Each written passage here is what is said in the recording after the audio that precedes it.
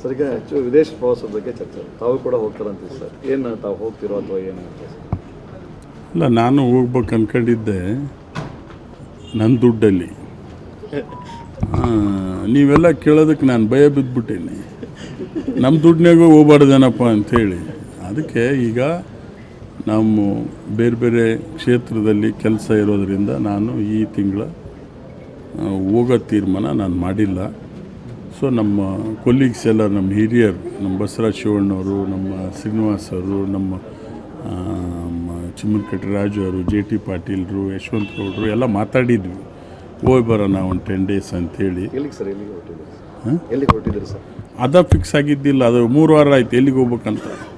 First ಇದಕ್ಕೆ ಹೋಗ್ಬೇಕು ಅಂದ್ಕೊಂಡಿದ್ವಿ, ಎಲ್ಲಿ ಸೌತ್ ಆಫ್ರಿಕಾ, ಕೀನ್ಯಾ ಹೋಗೋಣ ಅಂತ ಪ್ಲ್ಯಾನ್ ಮಾಡಿದ್ವಿ.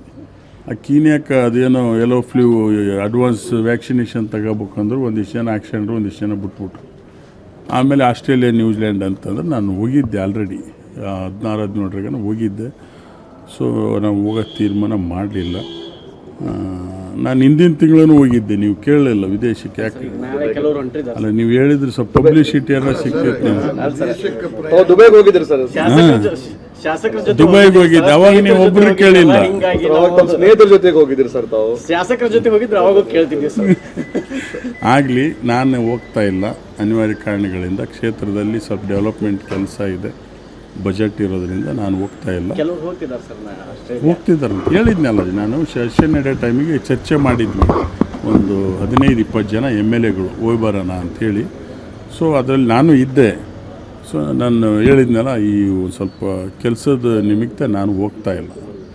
ನೀವು 5 ದಿನ ತೋರಿಸ್ಬಿಟ್ಟಿದ್ದೀರಿ, ಅದಕ್ಕೆ ನೀವು ನಮಗೆ GST ಇದನ್ನು ಕಟ್ಟಬೇಕು. ನಮಗೆ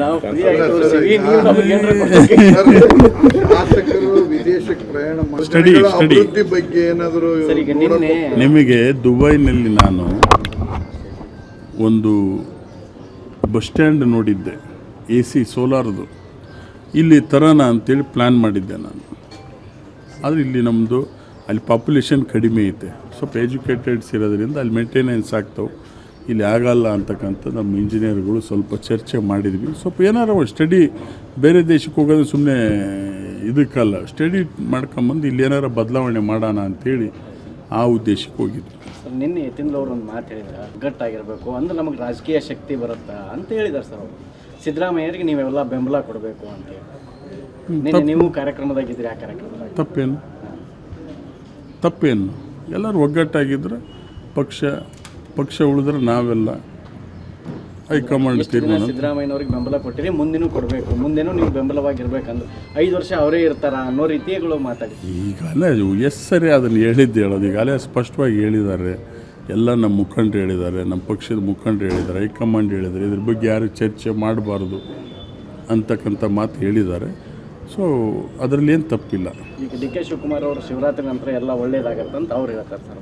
ಆ್ಯಸ್ ಎ DCM ಎಲ್ಲರಿಗೂ ಒಳ್ಳೇದಾಗಲಿ ಅಂತ ಬಯಸೋದು ತಪ್ಪ? CM ಎಲ್ಲರಿಗೂ ಒಳ್ಳೇದಾಗಲಿ ಅಂತ ಬಯಸೋದು ತಪ್ಪ? ಹೇಳೋ ರೀತಿ ಬೇರೆ. ಅದು ನೀವು ಮೀಡಿಯಾದವ್ರು ರೀತಿ ನೀತಿಗಳನ್ನು ಬೇರೆ ಮಾಡೋದು ನೀವು ಮೀಡಿಯಾದವ್ರು. ಈಗ ಅಹಿಂದ ಅಂದರೆ ಎಲ್ಲ ಜನಾಂಗನೂ ಮತ್ತು ಜೈಯಿಂದ ಯಾರು ಅಂತ ನಿಮ್ಮ ಕಲ್ಪನೆ? ಅಹಿಂದ ಅಂದ್ರೆ ಮುಂದುಳಿದ ವರ್ಗದಾಗೂ ಯಾರು ಆರ್ಥಿಕವಾಗಿ ಹಿಂದುಳಿದಿದಾರಲ್ಲ ಅವರೆಲ್ಲ ಈ ಅಹಿಂದದಾಗ ಬರ್ತಾರೆ.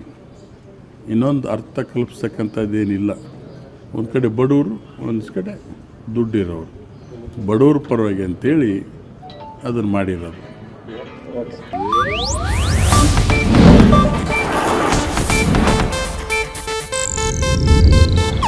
ಇದು ಏಷ್ಯಾನೆಟ್ ನ್ಯೂಸ್ ನೆಟ್ವರ್ಕ್ ಪ್ರಸ್ತುತಿ.